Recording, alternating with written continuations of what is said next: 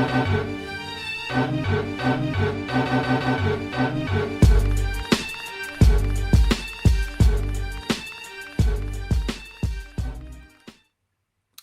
what's up? And welcome to episode 164 of Throwback Hoops. My name is Rob Clayton, and I'm joined as always by my main man, Woody V. What's happening, brother? Good to be here, Robbie. It's been exciting. Few good games we've got to watch over the last few days. So after a 100%. bit of a slowish start to the playoffs, it started to heat up. Absolutely. It feels like a lot's happened with these games since we spoke last. So at the time of recording, it's Tuesday, the 29th of April. We've got a lot to talk about. We're going to do sort of a full deep dive in all the playoff series and where they're placed so far. We've got some interesting free agency news coming out of the NBL, one of those moves which I'm sure you're pretty happy with. And yeah, we're looking forward to sort of do what we normally do. So before we get into the jerseys, Woods, just a reminder to please make sure you like, rate, and subscribe on YouTube or wherever you listen to your audio podcasts. And Woods, take it away. So you're doing a bit of a Spurs theme today, mate. Why don't you show us? Woods is standing up rocking the number 9 San Antonio Spurs Tony Parker jersey. With a lovely hat as well, I must say, Woods. I like that hat. Thanks, man. And you notice it's a bit of a fake, yeah? I did spot it was a fake before we hit the record button, but I'll allow it. It looks pretty good. But yeah, not having that logo in one of the top corners is a bit of a giveaway. And also the font of Spurs looks a little bit funny, but it's not a bad thing. Where'd you get that from anyway? I can't remember. I think overseas somewhere. Okay. Back in the day, maybe 20 years ago. But I was just thinking about Tony Parker because something came up on my news feed recently about him being a majority owner with the club out in France and the work he's doing there, right? So I just thought, look, let me pay some tributes to Tony Parker, right? Because when we talk about the great point guards, sometimes Tony Parker's name doesn't get mentioned all the time. So I'm just going to go through some of his accolades for you. So Tony Parker, born in 1982, he's from France originally. He was born in Belgium, 6 foot 2 inches. He was the first. He's the 28th pick in the first round of the 2001 NBA draft. And he spent his whole career with the Spurs, and then one short year with the Hornets at the end, which was spoken about. That never looked right, did it, that one? Yeah. Didn't look right. So just his accolades here: 4-time NBA champion, NBA Finals MVP, 6-time NBA All-Star, 3-time All-NBA second teamer, All-NBA third teamer, NBA All-Rookie first team. His number 9 is retired by the San Antonio Spurs, and his number 9 is also retired by the French national team, in addition to a whole heap of accolades which he's achieved playing in Eurobasket and over in that part of the world. The thing I remember about Tony Parker was his ability to attack the rim with reckless abandon. He led the league in field goal percentage, or he's up there one year in field goal percentage. I think he did lead it. It was like him and Shaq were like in the top 2. It was like, how does that even seem possible there? But yeah, it's interesting. He's never a great shooter, but I felt like he did like at least make it like, you had to at least keep him honest sort of thing with those shots. But by the end, he was a 33% sort of 3-point shooter, so he was keeping you honest. But I just remember him and how harsh Greg Popovich was onto him in those early days, and him and Tim Duncan and Manu Ginobili building that bond, and later Patty Mills joining them. Just a great story. Just some of the fondest times I have of watching basketball was watching Tony Parker play. So when his name came up on my news feed, I thought, I'm going to wear his jersey this week. So even if it is a fake, I thought I'd pay some respect to him. That's nice. I feel like there's perhaps like mixed memories with some of his teammates. Obviously, there's a few things like the Brent Barry stuff and things like that. But was it Steven Jackson I heard talking about him most recently? He said he's like the most selfish player he's ever played with and stuff like that. He said exactly that. So there's definitely a few people that sort of maybe he rubbed the wrong way. Something. I think he was very confident in his ability, wasn't he? You said he came in as a 28th draft pick to a Belgian-born Frenchman. There wasn't really a lot of those, especially playing that point guard position in the league, and he had a lot of confidence, and maybe that's what rubbed people up the wrong way. I mean, let's not forget when he was coming to the end of his career and Kawhi was going through those injury issues, it was him that came out and spoke against Kawhi, and that really was a catalyst in the breakdown of the relationship between Kawhi and the Spurs, right? You said All NBA, right? He made. Yes, he did indeed. He made 3 All-NBA second teams and 1 All-NBA third team. Yeah, that's pretty impressive, isn't it? So he almost made as many All-NBAs as he did actual All-Star appearances, which is pretty good. So, yeah, mate, 2 All-NBA second teams. That's no joke there. And you consider some of those point guards that were playing around that era, right? You Steve Nash's, even though towards the end of his career, Jason Kidd's, a lot of these sort of guys like that. So that's pretty impressive.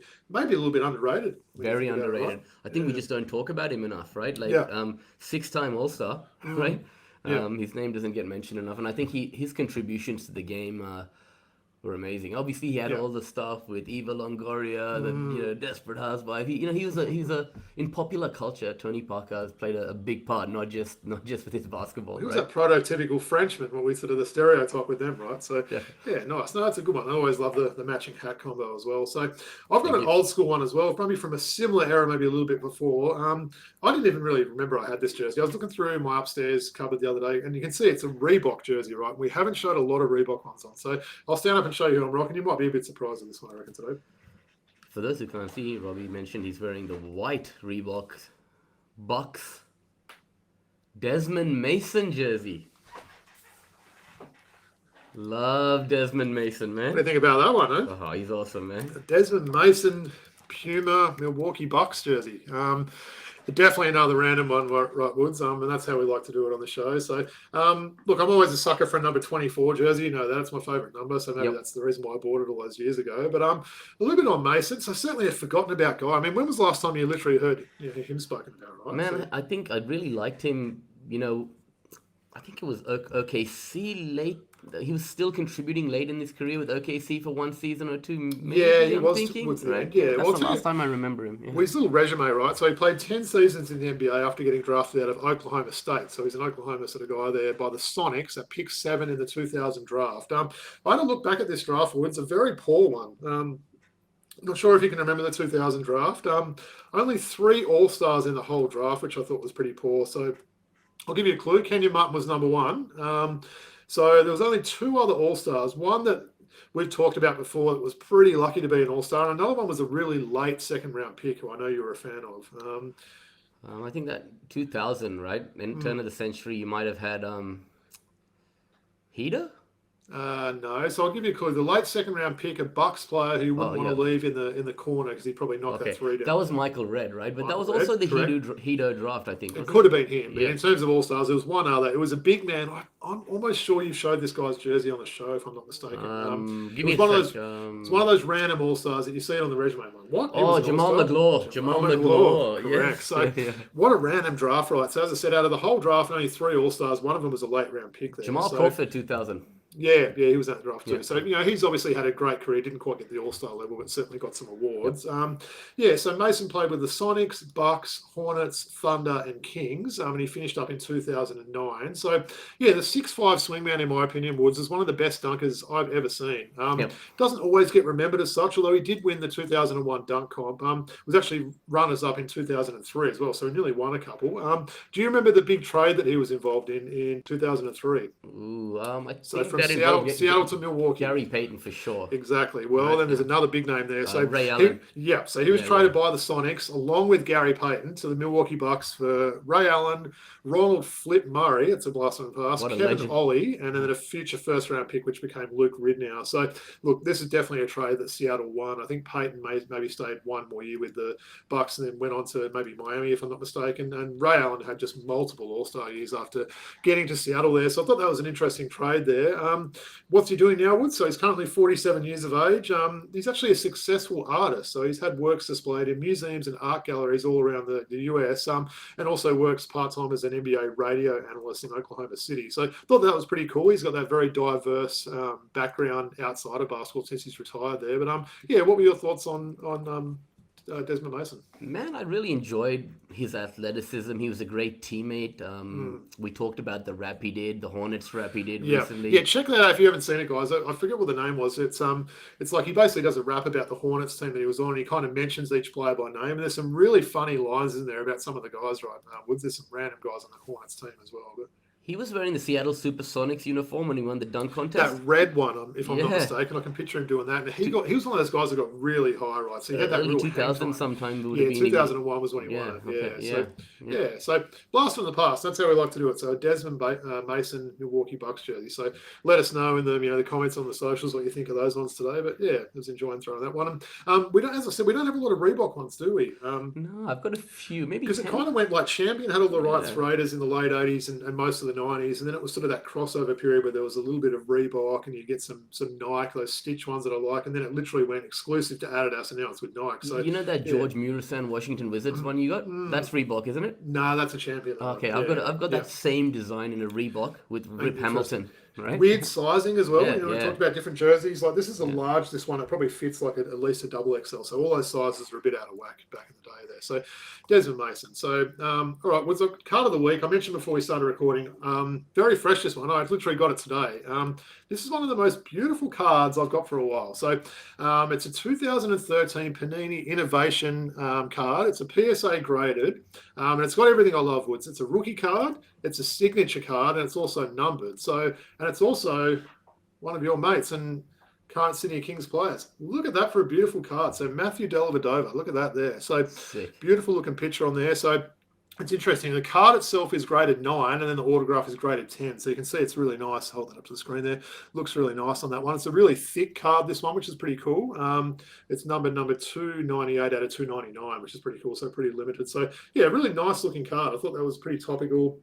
Given he's been in the news a bit, and now he's going to be one of your Sydney Kings. I know you're going to be buying a Sydney Kings jersey for pretty much as soon as they're on the rack there. As soon as they're available on the online store, brother. No, a purple one, right? We might be throwing lobs to Marcus Lee if the news we're hearing today is right. Maybe we'll talk about that later. So so it's a 2013, as I mentioned, rookie card of Matthew Dellavedova. So always like getting those Aussie ones in that PSA format and the rookie one. It's kind of weird, so it's obviously that way, but then you hold it up to see the signature card that way. So nice looking card, right? Yep, definitely. Nice one. All right, well, as I mentioned at the start, a lot to talk about, and of course we're going to start off with the NBA playoffs. We're also going to do a quick little recap of the awards that have been named so far as well, but we'll start off with the playoffs, Woods, and maybe we'll start in the East. So the current state of play in the first round there. So there's one series that's over, and maybe we'll start with that today because that ended there. So the Cavs beat the Heat 4-0. I think we both might have picked that. It's actually the most lopsided playoff series ever. I was almost thinking my phone was bugging out today when I was doing scores on that. They ended up winning, was it 55 points today, Woods? Just a disgraceful effort by Miami. I know it's probably some sour grapes that they knocked the Hawks off, but the Hawks would have given a better run than that. They were disgraceful on that series. So give me some thoughts on how easy this was for the Cavs. Not much to talk about here. I just thought that the most disgusting performance I'd ever seen in playoff history happened when Memphis played that first game earlier in the playoffs, right? That was 51 or so. Yeah. This one beat it. I think it's the fourth biggest loss ever. I think in playoff history. To see that happen twice in the playoffs in the same round, right? That's it's really odd. But I mean, in the end, what did I tell you? You said, do our Hawks have a chance if they qualify in 8th or 7th or whatever, And I said to you, not really, right? Whoever really got that 8th or 7th seed in the Eastern Conference, we're going to go up against your Clevelands or your Bostons. They weren't going to lose by 55 points, the Hawks, mate. Definitely not. But I think Miami's that was without Darius Garland in 2 of those games. So they're basically their all-star point guard, sat out. You wonder had it have been a bit more of an important, game or a closer series. But that was great. Now they get a little bit of rest as well there. But just unbelievable, right? I mean, I must admit, this is probably out of all the series the one I've seen the least of there. And I'm not a big Miami fan. That's been probably well spoken about on this show, sort of thing. And I was equally salty that they knocked out our Hawks. But yeah, just a crazy result there, right? And for Cavs, it was just an even spread, wasn't it? Hunter was getting his, Ty Jerome. What's Ty Jerome's nickname? You're telling me Milk. So Milk Jerome, and then it was just an even spread, wasn't it? Jared Allen played well, Donovan Mitchell played well, but they all played limited minutes. So yeah, there's not much more to say about this series, is it? They cleared the bench, and Tristan Thompson played 12 minutes. That's all you need to know. Hey, shout out to Tristan Thompson. Did you see that footage of him today with Kevin Love? So I didn't. For those that don't know, Woody, this will obviously maybe hit a little bit hard with you, but Kevin Love lost his father like 2 days ago, sort of thing. Former teammates with Tristan Thompson when they came into the game today, really good friends. They embraced and had like a really emotional hug for literally like 2 minutes. And it's funny, I've heard a lot of good things about Tristan Thompson. Like I think there's a reason why someone like him is still on the end of the bench, sure. and like he seems like he'd be a really good teammate. He was perhaps a little bit overrated in his career in the LeBron days, but I think he's the sort of player you want on the bench now. And I thought that was a really nice moment to see that. We know Kevin Love's battled a lot of stuff over the last few years. I don't think he even played in any of these games as well, unless he got on today. I'm not quite sure. I stopped watching when the league got to 60 points. I think they got it back to 55. But I thought that was a nice thing to see there. So yeah, probably spoken enough about that series, right? Cleveland now get a chance to get some rest into some of their guys, right? Which is, we know there's the rest versus rust argument there, but I think at this time of year it's probably not a bad thing. And they will be waiting to play the winner of the Bucks and Pacers series, if I'm not mistaken, right? I hope I got that right. I think that's who they'll be playing in that series. That there. is correct. Yeah. Yep. All right. So let's go to that series then. So at the moment, look, Oh, Indiana's up 3-1. As we mentioned, it's Tuesday the 29th, so the game 5 is on tomorrow. This has been a pretty ordinary series. I'm surprised the Bucks even got one there the way it's gone. Pacers, it seems like they've dominated this. They're getting some really good play from their role players, your Nem Smiths, your Nemhards, your Obi Toppin, who's turned into a bench player to a really important piece for them. Obviously, we had the bad news with Dame Lillard. Why don't you tell the viewers what actually happened with Dame Lillard yesterday? That was hard to see, wasn't it? really hard to see. And look, he had the DVT issue, the blood clots, and he was on blood thinners, and that's always scary when you get blood clots at that age. And so for him to come back and play was a huge surprise. And he wasn't really contributing. He was struggling to find some rhythm right in those couple of games he played, and then. Is it confirmed an Achilles? It's confirmed. Achilles tear? Yeah. So for those that don't know about Achilles injuries, that's a 12-month injury, right? So we're talking he will miss all of next season. He's also 36 years of age. So, coming off injuries, the DVT stuff and everything like that. So, look, I don't think it's the last we've seen of Dame, but you have to wonder what sort of, player he will be coming back from this. He's a pretty determined and strong-minded person, so I think he will try and come back. Is this the same injury that Kyrie had as well? Was it Achilles that Kyrie did? So maybe ACL was Kyrie. Maybe it was ACL for Kyrie. Could be right. Yeah. So look, I remember Dominique in the '90s doing his Achilles there, and he bounced around a bit at the end of his career, but he was never the same player. And it's one of those injuries. If you're an older guy, it's basically a death sentence, isn't it, in the NBA? Right? Yeah, I think when he comes back, he might be more of that guy who's more of a spot up shooter, less dynamic off the dribble, but he'll still have a role to play if he can knock down that three and contribute. So we wish him well. The Bucks, it's a different story though, right? I mean, they're probably now in a position where they just want to, look forward. And is that it? Well, they don't have a first-round pick, I think, until like 2030 or something like that, if I've heard that right. There's not a lot of bright, things there. They traded away, AJ Johnson, who was their young sort of player, former next star player for the Illawarra Hawks there in that, I guess, disastrous trade now for Kyle Kuzma. I mean, Kyle Kuzma's almost become a punchline now for someone with ridiculous fashion. Those, shirts that basically hang down to the ground. But he was awful in that stint with Milwaukee there. And they gave up a proven sort of championship player and a great, teammate in Chris Middleton. Although he's always injured there, it just didn't work out there. And they just haven't got anything going. Bobby Portis has obviously had the suspension this year. He hasn't been maybe what we're thinking. Brook Lopez, I think, has showed his age a bit this year. So, look, we've got a question about Giannis. We can cover that a little bit later. But what do you think, though, Woods? I know this will come out sort of just prior to this game starting tomorrow. Do you think it's done? Or so game 5, it will be in Indiana, so they've got a chance. I think it's done, man. They shot. I mean, you heard Bobby Portis in that interview talking about how difficult it was the team to cope with what happened with Lillard, right? And these guys are they're going nowhere, and this team, almost like they want to lose and just go home, man. Because coaching problems, would you say, maybe? Or? Absolutely. Doc Rivers. I've said this. Ubuntu's all he's ever done.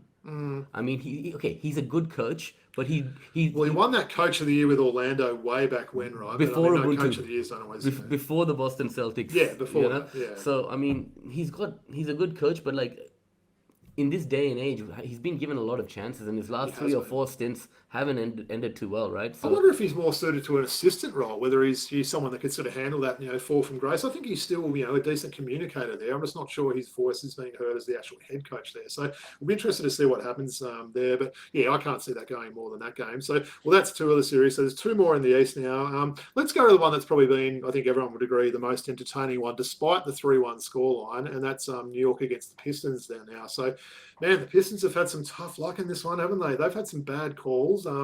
Tim Hardaway clearly got fouled on that last second 3 in game 4, which the refs have even come out and said it was a clear foul. So he would have knocked down those free throws, and that would have been 2-all. And now they go to New York with a chance to New York to finish it off. So how have you seen this series so far? Look, I think experience has played a big part, right? The Detroit Pistons haven't been there before. I mean, they've got a few guys that have had playoff experience, but they've had opportunities at various stages of this series to put away the Knicks in every game, basically, right? And this is where I think your boy Karl Anthony Towns, right? He's these been last two huge. games and his contributions and setting the tone early. That's what he's been doing, right? Making they've been going to him early. I think Tibbs have like drawn up a few plays for him early on to get him going early in the game, get him Yeah, motivated, and we've seen him like deliver on the back of that. yeah. Jalen Brunson, he walked off with that injury. You had your heart in your mouth if you're a Knicks fan a little bit. Came back, He always contributed. looks injured though, doesn't he? Yeah, Seems to fight back. Mate, Big Cat, he hit that winning basically shot before the controversial call in that game 4 there. yep. His 3-point shots do not touch anything. They are some of the sweetest shots you'll see. That's someone that came out of Kentucky. He wasn't known for being a shooter at the start of his career. Talk about someone putting in work on his game. I mean, he's I think some people have said he may be the best outside shooting, best big man we've seen. It's probably He definitely thinks stretch that. to say. Yeah, I mean, obviously Dirk's up there, but he wasn't hitting the volume of threes that someone like Cat's hitting. So yeah, loving seeing that. Josh Hart was pretty funny when they asked him about that missed call at the end. He's like, I might have hit him, but we'll see what they say in the the 2-minute review thing that the refs do there. So that was unfortunate. What is the point of the 2-minute review? Yeah. Because in the end, are they going to give the game to the opposition team? The thing is, these games are taking so long anyway. I heard someone say, surely if that's the last second thing, they can review it for a minute after. Maybe they could, but then where do you draw the line, right? Some of these games, they're taking too long, right? With how long, I think there's been a scuffle in every series now, and that takes 5 minutes for them to decide who's going to get a tech foul and everything like that. So I don't know. I don't know where they sort of, they I'm okay with that no call. Yeah.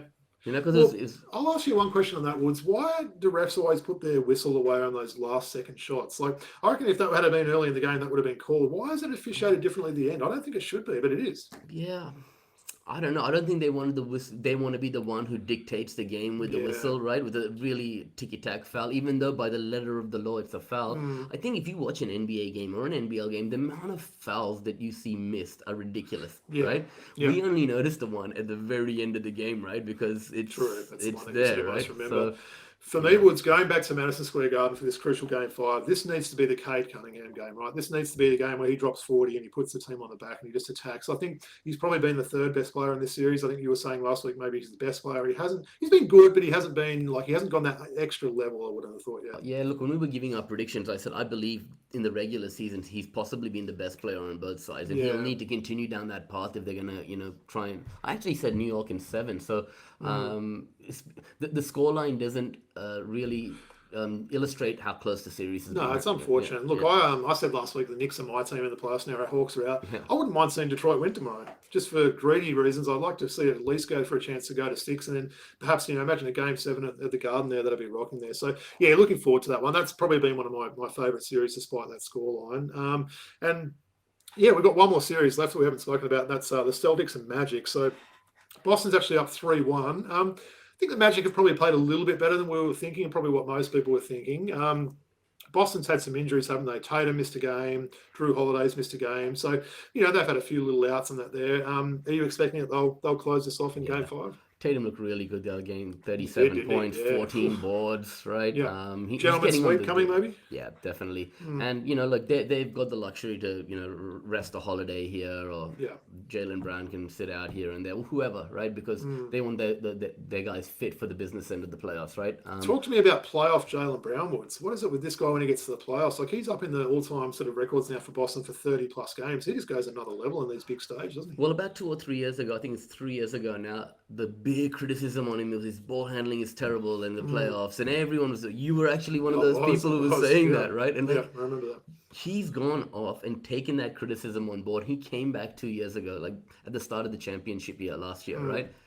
Improving in a lot of areas of his game, right? And actually, this regular season, he wasn't as crash shot as he had been in previous years, right? He was up and down, injured a little bit. It seems like he just saves that extra gear, doesn't he, for the big games? You're right, he has worked on those parts of the game, and you want the ball in his hands. I mean, what a tandem with him and Jason Tatum. That's why they're still my pick to go back-to-back this year. I honestly think that they'll be the team. Obviously, there's a lot of sort of games to go now, but I just like the makeup of that team. I like those bench unit they've got now. They can bring on some of these no-name guys, and great defensive team. You just see that block that Al Horford did against your boy, I did. Canadian Corey Joseph. Yeah, that was a massive block. It was like a volleyball spike, that one. So, Yeah, so I think look, we're both expecting the gentleman's sweep. I think we both picked that as well last week, didn't we? If I'm not mistaken. Yeah, I think I we know a might have week's a even long said time for us to remember. 4-0. One of us might have Yeah, said, but maybe like, one of us look, 4-0, the other one gentleman's sweep. they're basically yeah. just going with the three guys: Pritchard, Hauser, and Cornette off Yeah. in the rotation. Holiday obviously would come into the mix there, but I like that nine unit that they've got. Right. What about Orlando Woods? They just can't shoot, can they? They've got just so many guys that they've got very similar players. They're a great defensive team, no doubt about it, and they'll beat you up through the game. But they need some more shooters on that team. I think Caleb Houston is the only guy that you can really back yourself making a shot. I know you're a big fan of KCP. He seems to have dropped off, and you're just not getting that consistent outside shot from guys like Paolo or Franz Wagner and that. So again, maybe that's something those guys can work on in the off season. Yeah, even Wendell Carter Jr., Jonathan Isaac. Who else have they got? They've got Gogo Bataz. None of these guys Anthony can stretch. Black. No one can stretch the floor. So I think they need to go get some shooting. And there's a glaring need for. Also, Houston, I'll talk about in a second. There's a need for a star, like an absolute star, to come onto that. So Houston Rockets, not Caleb Houston. Yeah. No, Houston Rockets. We'll talk about them in a second. Yeah, nice. Well, let's speak about Houston. Let's go over to the West. So we've given an update on those 4 series in the East. So let's go over to the West. Look, we saw another thriller today, didn't we, in that Houston Golden State series there. So Golden State now up 3-1. If that Fred VanVleet 3-pointer on the buzzer, had it just been a little bit higher, that would have been 2-all, and it would have been an exciting series there. How have you would have been overtime. It would have been overtime. Oh yeah, it was just to tie the game, wasn't it? Yeah, you're right. So how have you seen this series? It's been awesome, man. Like, really enjoyed it. I mean, Jimmy Butler obviously had that injury.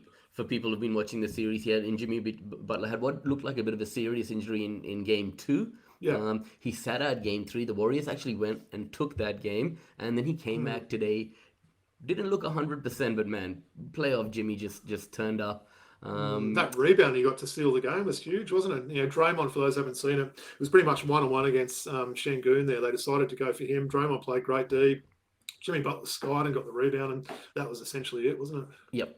Few talking points from this game, right? First, anyone who's watching this game would have seen that the job Draymond Green did on Şengün was ridiculous, right? Didn't Şengün still go for like 30 though? He did, because Draymond was in foul trouble, right? Yeah. He's only got to play a certain amount of minutes. So during his time off the floor, they threw Adams and Şengün on the floor, and what did Kirst tried? Trace Jackson Davis. He tried Kevon Looney.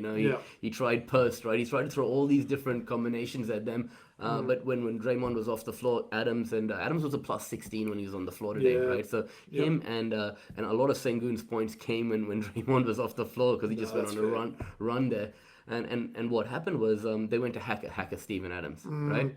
And I think he shot 1 out of 2, and then Udoka pulled him off. I would like to see Udoka just play Adams more, man. Let him miss a few more, right? But, is it true that, do I hear the rumors right, that you might have a bit of a man crush on Post for Golden State? The big, yeah. The big I mean, I'm a big Dutchman fan of him, and he's good, isn't he? Yeah. And he just came out of nowhere, and Steve Kerr puts faith in him.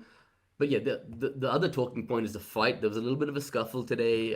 Technical fouls were called. Yeah. And, Dylan Brooks, your friend, fired up our friend Jimmy Butler, right? So Dylan Brooks and Draymond Green were in that scuffle, right? So that's that's shocking, right? Absolutely shocking that those two would be the main two in that sort of scuffle there. But you're right. They showed Jimmy Butler had a few little comments to say to Dylan Brooks there, which is quite funny. And it seemed to spur him on there. But, it was sort of treading a fine line. I was wondering if Draymond was going to get, ejected after that one. I think even the commentators were expecting it too. It didn't happen, so the refs didn't obviously want to decide it there. But it's been a fun series. Probably another one of those series that feels better than a 3-1. I think Golden State getting that first win there was huge for them, right? Getting that game one in Houston there. And look, game 5, they go back to Houston. So you expect Houston would hold court there and at least take it to a game 6. I think they'd be pretty disappointed if they did lose 4-1, obviously with the second highest settings. I did mention last week, Woods. What did I say? Happy to be there. Maybe, I'm not sure, but and I know you've been a little bit down on Jalen Green, right? You've probably been expecting a little bit more from him. And your boy Jabari Smith's been good. He's been good. He's been surprisingly good. But the problem is, like, if you play Steven Adams, right? Yeah. Then you've got Amen Thompson. You've got Jalen Green doing nothing. You've got Dylan Brooks, who's whatever, right? Yeah. And Fred VanVleet been shooting terribly all series, right? Up until today, he was on fire, wasn't he? Today he was on fire. 8 3-pointers, You've literally got a very few guys that can contribute, man. So that's the problem when I said this team needs a go-to guy, right? Even at the end there, a 17-foot one-handed left-handed hook shot over Draymond Green from Sengun. I'm sure they can come up with a better shot than that. I Right? probably would have gone to Van Vliet in that last play. I was thinking that the way he was playing, he had the confidence there, maybe run a play for him. But that was a clear play for Şengün up against one of the premier defenders. So not sure if that was the move. Go closer. Go 8 feet, mate. 100%. Yeah, we'll have a chance. I think they're in the bonus as well. We'll have a chance to try and draw that foul. He's got at least 5 inches on Draymond in size there. So yeah, you're right. Get closer, roll, on your body a bit and sort of get that jump hook there. But yeah, good series. Looking forward to the game 5 now, which I think will be. I think it's maybe Friday our time that one will be on. One other thing, Curry killed him when Butler was out in game 3, right? Rockets did a great job today to be in this game. They put bodies on Curry and they made the Pajemskis, the Buddy Hields of the world beat them. So I mean, they've got the right blueprint for success. Absolutely. Play Adams and Sengun together as well, more I say, right? Nice, no, agreed. Yeah. Well, similar to that sweep series in the East, we probably don't need to spend too long on this one. So OKC swept Memphis. We both picked a sweep in this one. Maybe it wasn't as easy as the 4-0 suggests there. They came back from 30 points down, OKC, to win game 3. And game 4, they only won by basically a basket as well. So maybe a little bit closer than it suggests. Obviously, the Ja Morant injury did impact Memphis there. But yeah, give me some quick thoughts on this series. That Ja Morant game, that game 3, one of the biggest comebacks ever, right? Memphis had 77 points in the first half and 31 in the second, or something like that. Some ridiculous statistics. So, I mean, Memphis, as I said to you, they're going through a period where they've just got rid of their coach. All is not great there. I think, look, they'd be good for the run. Scottie Pippen Jr. really showed that he's going to be a starting caliber player in this league going forward. So there were some positive signs to take from that. But, yeah. Okay, so I mean, they're going to get a hell of a break, aren't they? So they're going to play the winner of let's start talking the series next. So the winner of the Denver Clippers series, which is the only series we've got that is even so far. So at the moment, that's 2-2. Game 5 is tomorrow, I believe, in this one. So this has been, look, I mentioned the New York Detroit series. This has been really good, this one, hasn't it? We've seen like, what was it, a buzzer beating, essentially an alley-oop dunk, on that airball free throw airball fading away 3-point shot by the Joker, and it was a bit of an ugly shot. But Aaron Gordon, let's talk about that one. Do you think that the refs got that right and that should have counted that basket? Yeah, man, that counted for sure, right? I mean, come on, man. They call that on the floor, right? And look, the wherewithal, the anticipation for Aaron Gordon to figure that shot was going out on left, time his jump perfectly. To put it back, and I think in that game, Christian Brown and Nikola Jokic played the whole second half, right? Yeah, both of them did, right? I know we're going to talk a little bit about Denver's lackluster bench later in the show, but if he wasn't so tired from playing, he looked absolutely spent. And he just shut it up. I feel like some of these benches have shortened the rotations more than ever this series. We always see it, but some of the benches, the way they're doing that. We'll talk about the Lakers in a second. We will, and I've got to say, Woods, I always, I'm someone that enjoys getting rebounds when we play. The hardest thing when you're on defensive rebound is an air ball, right? Like, I've missed ones and had teammates tell me off. It's like, you try and anticipate an air ball that misses the ring by half a foot, sort of thing. And yeah, he was just right place at the right time there. I think it's the first ever playoff buzzer beater with a dunk there, I think neither of us had ever seen a play. I've never seen a missed 3-point shot be alley-ooped in for a dunk. An air ball ever, and we probably never will. No, again. Exactly. So, well, how do you see that one going? So, game 5 is going to be in Denver. Feels like this is the biggest. Essentially, this is a 3-game series now. Go on. Yeah, no. How do you see it going? Look, I mean, this next game is pivotal, isn't it? Definitely pivotal, and I think the Clippers really come out of this ahead, even though it's 2-2. There've been various times in those games that they've given up to Denver where they really should have won. I also think that the tiredness factor is going to play out, as this series goes deeper and deeper, and Denver are playing 5-6 guys, right? Russell Westbrook, he's been much maligned in the back half of this season, but I think he's been solid all year, right? And he's been a good... Crazy stat, though, there, Woodson. He didn't play in that last game. So Denver this season without Westbrook are 8-0. They've won every game that Westbrook hasn't played this year. So, I don't know, take that what you will, sort of thing. But I think they need him back. And, I love Westbrook. So, I think he's an important player to get back. And, he'll give it his all on the home court there. You have to double-click on that eight games a little bit further. Who they're playing, when was it? No, good right? call. Good call. But, no, really looking forward to this one. Look, I want the Clippers to win. I'd like to see them go through to the next round there. And take on an OKC. I think they can beat OKC. Yeah, maybe. I mean, they've certainly got some, proven players there, and some, some guys that sort of haven't been this far, and guys like Zubats and Norm Powell and that have had amazing years. So I think it'd be a great battle to see that. As much as we'd like to see the Joker go further, I can't say I love the Denver team. And again, we'll talk about their bench a little bit in true or false there. But yeah, I think the Clippers will end up running out in, winners in this one, and it might even go to Game 7. But I think we'll obviously see what happens in this game, Game 5 first. Any more thoughts on that game before we move on to the last series there? Or? Quick one about your thoughts on the contributions of Ben Simmons. He's been getting a lot of praise in the media and from the coaching staff. Have you seen his performance? Not too bad. I think he's good that he's someone you can bring on. We know he's still a good passer. He's still fast. He can still lead a fast break and still defend. I mean, if you're bringing that guy on as your, eighth, ninth, 10th guy. Backup center to Zoo, basically. Yeah, pretty much, right? So, look, you could definitely do worse, couldn't you? And a big shout out to fellow Aussie as well, Paddy Mills, the best cheerleader in the league, right? Every time he's the first one on the court.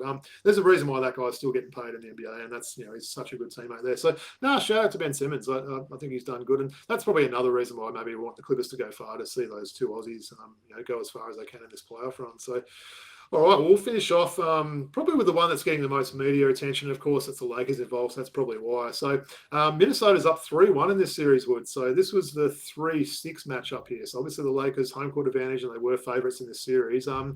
How have you seen this one? I think I had Minnesota winning this one. I think you might have had Lakers. I think this is the one game we differed on, right, last week. But what's your thoughts? Why are the Wolves up 3-1? Anthony Edwards, man. And, this guy has really taken a step, okay? Yeah. His I thought we were going to talk about Naz Reid. Man, Naz Reid's been great too, but Anthony Edwards is just, put the team on his back, and he's become such a better playmaker. He's setting up for others as well. He's making educated decisions. He's making good reads. I think a big part of it is what he's doing here, and this guy is the future face of the NBA going forward, man. And I think we're seeing that maturation before our eyes. What was it? There was one year when Detroit, I think the Mavericks. What year did the Mavericks win? 09, I think it was. Or 11 maybe? 2011, I think it was, Man, Dirk, he beat Kirby and Paul. I mean, there's so many different series that he went through where he took people on. And you think of Ant Edwards, he's taken on LeBron's this series, right? Yeah. He goes on next series, he takes on Steph. I agree with what you said about the trusting, though. Woods, he trusts guys like Dante DiVincenzo, guys like my boy Naz Reid, who just, his shot is just money when he shoots it the way. He doesn't jump and it just goes in every time. Julius Randle's been good as well. Been great, and some good veteran play. It feels like that trade with the Knicks has maybe been one of those win-wins for each team, which maybe we weren't expecting at the time. So absolutely. But yeah, look, Minnesota essentially get 3 chances now to close this one, right? They're up 3-1. They've got three chances to win one game. So if anyone can do it, the Lakers, and I think you said that today, if it did go to a Game 7 in LA, with all that star power, the Lakers would be a strong chance there. But well, give me now you can potentially change your tip. Are you still staying with the Lakers? Can they win 3 in a row here? I think they can, because 2 of those games are in LA, right? And I think LeBron, Luka, you can't write them off. What I will say is Coach Redick has done a great job this year. I think to get the Lakers to where they have been, fair play to him. But where he really missed a trick is, man, he played 5 guys for the whole 24 minutes that was a mistake. Of the second half. And even LeBron was getting tired, making some bad decisions. Everyone was just driving past Luka just for fun, man. They needed some quick subs. And I heard he asked his teammates, the team, of course they're going to say we want to stay out there. They're competitors, they want to be out there. But he needed to do some quick subs, just throw some fresh bodies in there, some fresh legs, some of the younger guys, some of these guys that have had success during the season, playing D off the bench and everything else like that. So, I don't think he'll be doing stuff like that in this Game 5. He'll probably learn from that lesson there. But I agree, he's had a solid, debut coaching year, and it's not an easy situation, let's face it, and especially with the, shaking up the team so much that they did with that trade for Luka. So, again, looking forward to this one. I think both these LA games, the Clippers series and the Lakers series, I'm really looking forward to these Game 5s just to see where they go from here. And, of course, we'll recap all these series next week, Woods, when we're on. So we'll definitely know the second round matchups. It's basically 16 teams, then go to 8, and we start to get less basketball, but it's probably more important basketball now. There won't be these four a day games. There'll be pretty much 2 games every day, won't there, which is cool to see. So nice. Any more thoughts before we move on, or that's no? As you said, more significant series now. There's 4-0 sweeps and stuff where not capturing the interest of the public are behind us now. So kind of fitting that the 2 number 1 seeds were the ones that swept right now. They can get some rest. So all right, nice one. Woods, appreciate that. Well, we're just going to go on to some quick hits, and it's basically a quick hit. So we're just going to do a little bit of NBL free agency talk, right? So when I got this run sheet together, basically late last week, I had Perth with some signings and Tassie and that. But let's start off with the most recent one. came through, and that's again with the Sydney Kings. Huge signing, getting Kendrick Davis on a multiple year deal, I believe, right? Or was it a 2-year deal, maybe? 1 year deal, 1 year deal. A 1-year deal. Okay, that's interesting. So they got him. Obviously, he was a star with the 36ers last year. Was runner-up in the MVP voting to Bryce Cotton. Look, we thought he might hang around in the NBL. There's a few teams that were sniffing around to get him. Sydney seemed to do it right, and I believe they sold him on playing that role with Delhi, right? But you must be pretty happy with this move. You got your backcourt set next season. Absolutely, and look, Brian Gorgian said he wanted playmakers. He's like, oh, when Jalen Adams gets injured, we don't have enough playmakers on the floor. So now what do you've got? You've got Delhi, you got KD, you got Xavier Cooks, right? You're filling your team with playmakers now, right? Those guys can play well together. And what Delhi did is we saw that. I think Olgan might have reported, or Pete Hooley, one of them reported that he went to the Sydney Kings coach and he said, I want you to get all this footage of me and Kyrie playing together, me and Jordan Clarkson playing together, right? Yeah. And I want to share it with exactly what I want to play with KD. And imagine a guy like KD who wants to get to the NBA. He's going to get to play with an NBA champion. Absolutely, can teach him a lot, can't he? And what about this talk of Marcus Lee? Would you be happy? That seems to be a perfect play with those. Someone that doesn't need the ball a lot on offense, right? Absolutely, it's absolutely ideal for us. The only thing is Gorge and Marcus Lee. Okay, like the thing is that Delhi, Marcus Lee, that communication is there, that friendship is there. And those guys have played with each other. So I think Delhi's also going to be a bit of the coaching staff as well, an extension of Gorgian on the floor. So I think Marcus Lee can work in that environment. And he's perfect. Like a Tim Suarez, Marcus Lee, those kind of guys you need in that system, right? And we'll see what happens. We'll stay close to that. I might try and see if you've got any contact details when I do my tax return in a couple of months, Woods, just if you've got the number of that Sydney Kings account in there, because honestly, Kendrick Davis, Delhi, Bull Qual, Kawhi, Xavier Cooks, an import coming in. My goodness. You saw the payroll from last year, though, right? The stats came out. There's other factors around that, right? So we know about that, right? Like, here's your contract, but we give you a free car or a free house or whatever it is. But look, I mean, I joked last season it was one of the best rosters I've seen. They're already building an amazing roster there. And if they fill it up with Marcus Lee, that almost seems set there. And then the rest of the roster, you'll have some of these NBL 1 East players, right? In Jason Spurgeon and Klaus and Mir and those sort of guys like that. So yeah, got to be pleased with that, Woods. I was sort of wondering if the Wildcats would have been a chance to get him, and that would have been fun to watch. But no, he'll look good in a Kings jersey there, and sure. the crowd's going to love him too. So absolutely. Well, the Wildcats did have some moves. They weren't quite as exciting as the Kendrick Davis one, but getting a couple of South Sudanese-born guys there, and Lat Mayan and local Sunday Detch, who's returning to Perth as a former Wildcats championship winner. Pretty pleased with these moves, I've got to say, Woods. Sunday Detch, he's an older guy now, still plays really good defense, streaky shooter, but he can still keep you honest there.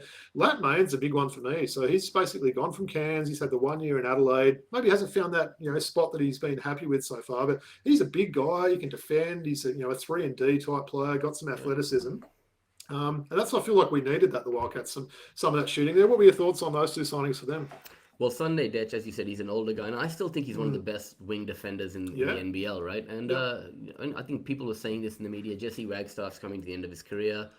You want that leadership succession, right? Who could be captain of the side going forward and represent the community, represent the club with distinction, like a Damian Martin, a Jesse Wagstaff. And Sunday Detch brings that off the floor. He's a local kid, and he brings that off the floor element as well, let's say. Mate, he'll be the one that's guarding Kendrick Davis when we play you guys this year. For sure. And Dylan Windler back on a multi-year contract. So I was stoked with that. I'm really pleased with that. I think he'll be a bit more of a focus, on offense for him this year. Maybe have that, bit more of a role to play, obviously, with no Bryce there. But that was a pretty good move for the Wildcats, right? High character individual, right? And, they're recruited on character. A lot of these guys, Sunday Detch, Lat Mayan, by all reports, a really good kid. And, you've got Dylan Windler, Christian Doolittle, everyone's favorite teammate. You do anything to help the team win. So you started building a nucleus of winners, right? So I think that's a playoff team next year already. I hope so. Well, put a Wildcats hat on for me now, Woods. They obviously have one more import spot. It's got to be a point guard that they go for, right? Do you think that's going to be the case? Maybe they wait till that summer league type guy, Yeah.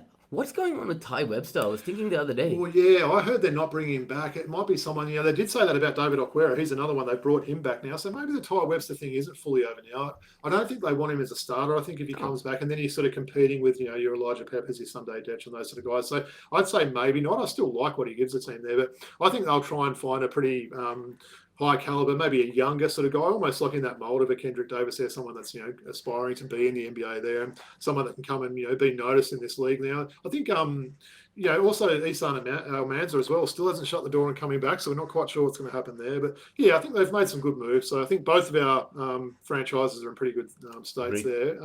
Just a couple of other quick moves. So Tasmania, Josh Bannon and Ben Ayre. Josh Bannon, really big signing for Tassie, I thought, just quietly there.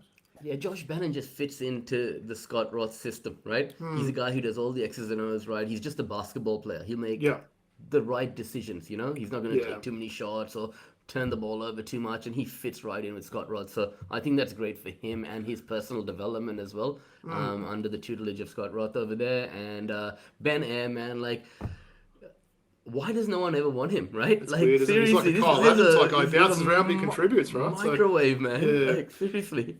Hey, while we're in quick hits, I did actually overlook it when I was doing the NBA. So there were a couple of NBA awards. So maybe I'll sort of just quickly go through this before we finish off with some true false. I guess the main one that sort of came out was the one that disappointed us, right? And that was Evan Mobley edging out Dyson Daniels for Defensive Player of the Year. So the big man domination for this award certainly continues. I honestly thought they got it wrong, Woods. Yeah, I'm a homer there, and but I watched every 82 games that the Hawks played, and I think he was just amazing there. So what were your thoughts on that? I think we both probably thought that it was either going to be Draymond or Mobley, but disappointing, or did they get it right? No, I thought Zubac might be in the mix there as well, right? But I thought I thought it could have gone either way. I'm a bit disappointed that Dyson didn't get it. Obviously, being Aussie, we want our fellow countrymen to be successful, but he probably has a chance for the most improved award, which is coming out in a few days. He better get that. It better not be like Cade Cunningham. You can't give it to these former number one picks. This is the definition of what a most improved award is. Someone that was literally a bit player last year with the Pelicans, come on and started nearly every game of the season and just contributed from both ends like he's done there. So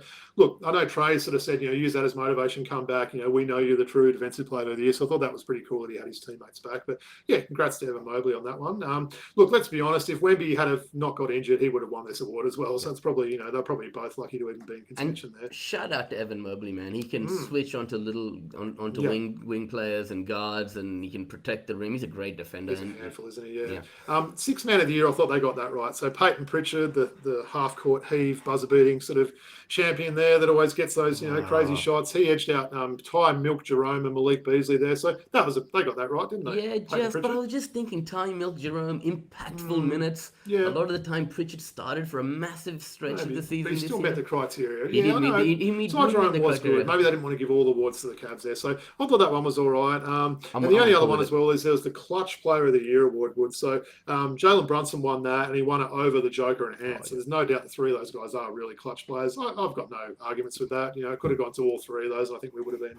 Whatever. There's no legacy in this award. Yeah, right? No, it's a bit like that, right? So it's a new award. So I think the ones to watch out for now, there'll be the Coach of the Year, which we know whoever gets that will be sacked within a couple of seasons. The most improved that we're rooting for Dyson Daniels, and then obviously all NBA and MVP and those sort of things. So we'll update those as they come through. There's no sort of timetable with these. They seem to have a couple of set days a week where they announce them, and then you don't know when it's happening. So just quickly, I was thinking all defensive. Dort, right? Green. Yeah.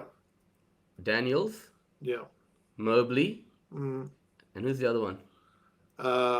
Can you put Zubac in there as well? Is that too many big guys? You can. Could have Draymond as a 3, I guess. I mean, I know it's Draymond at the 3 and have Zubac. That's a pretty good all defensive first team. That team would win a few games, wouldn't they, if they were together? So nice. Yeah, like I said, we'll continue to sort of update those throughout the coming weeks as well. And yes, that's kind of the end of the quick hits bit, Wood. So we're going to finish off with some quick true and false, right? I know you've got some ones there. I know you've done your homework this week on that. I know you have. Even though you're sitting there with your fancy glasses and a fake jersey, I know you've done your homework. So let's start off. So Joe Lualichul, JLA, will remain on big money in Europe and will not return to the NBL this season. I'm just trying to think who can pony up enough money for him at the 5 spot, right? You're going to need probably about $1 million a season, I reckon. Yeah, just to... United? Can you go back there? My theory this, what's your answer, true or false? False.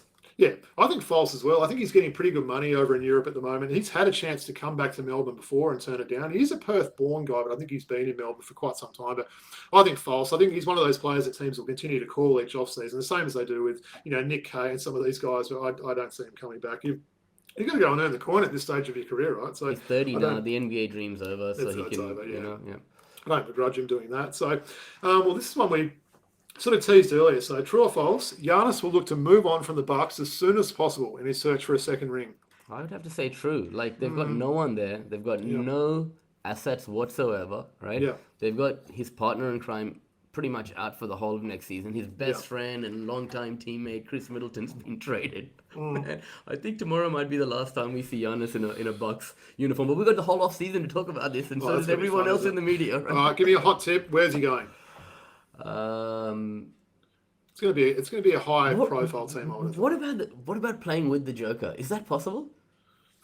Is it possible that like Michael Porter and a few others? I just don't know what assets they've got. They'd have to gut an already sort of weak team anyway. So yeah, it'd be interested to see. I heard could he go to Houston?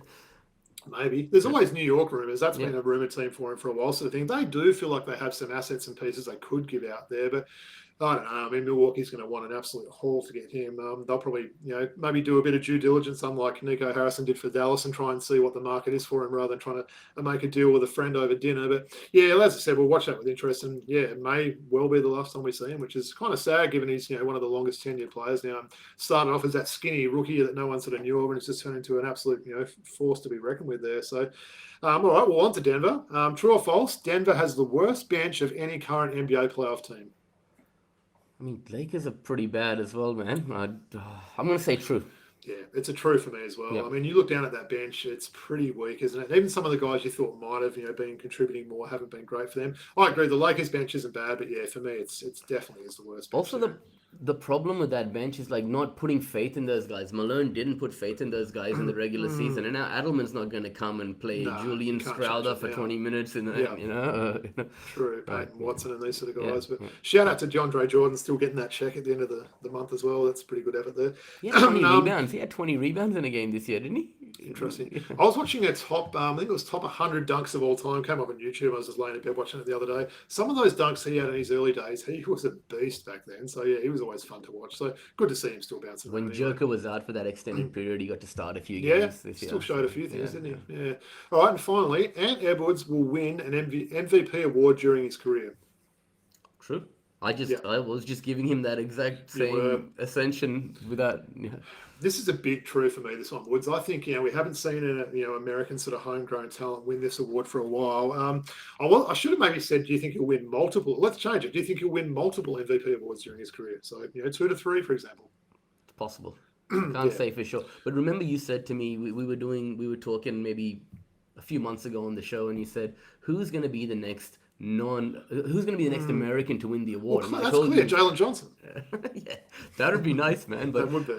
Ant Edwards is probably in prime position to be the next American to win that award. Yeah, no, I think so. And one final true or false: Woody V will be playing Thursday night in the local comp for Hills, and he will dominate. I don't know if I'll dominate, but yeah, I will be playing, man. I'll be a bit of a Bernie Mullane specialist. Aren't all the games at 9:15 in Bernie Mullane? Yeah, around the corner from you. So I'll play every game at Bernie Mullane, and then some of the games at Hills, right? Looking forward to it. Yeah. All right, another fun show. There's plenty to talk about. As we mentioned, this next few weeks we'll continue to talk about some of these playoff results.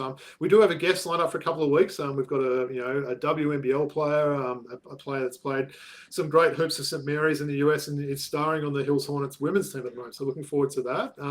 But yeah, we'll just get into a bit of an outro, Wood. So as I mentioned at the start of the show, please make sure you like, rate, and subscribe on YouTube or wherever you listen to your audio podcast. We can be followed on X at Throwback Hoops, Instagram throwback.hoops, and email address throwbackhoopspodcast@gmail.com. Woods will be posting. Did you post the stuff from last week? I didn't do my normal reminder. I'm thinking you might have forgotten. But Woods will definitely be posting this lovely Matthew Dellavedova auto rookie PSA card, and maybe some Desmond Mason, and maybe a fake Tony Parker jersey. We'll see what we can get him to do there. So Patreon, Woods, you want to give a quick shout out for that? Yeah, thanks to everyone for their ongoing support. Jump on Patreon, look for Throwback Hoops, and if you'd like to contribute, we'd appreciate it. Good stuff. All right, Woods, that was a fun one. Maybe I'll throw it over to you. What are you sort of most looking forward to in these, final sort of playoff? Is it the 2 sort of LA series that I mentioned, or is there another thing you're looking forward to? Yeah, definitely seeing what happens there with LA and seeing if they can fight back. But I'm also interested in that series. Both the Western Conference series is really exciting me. The next series is, right? So, yeah. Good stuff. All right, it's been another fun show, Woods. Can't wait to do it all again next week. Until then, big peace out from the Throwback Hoops crew.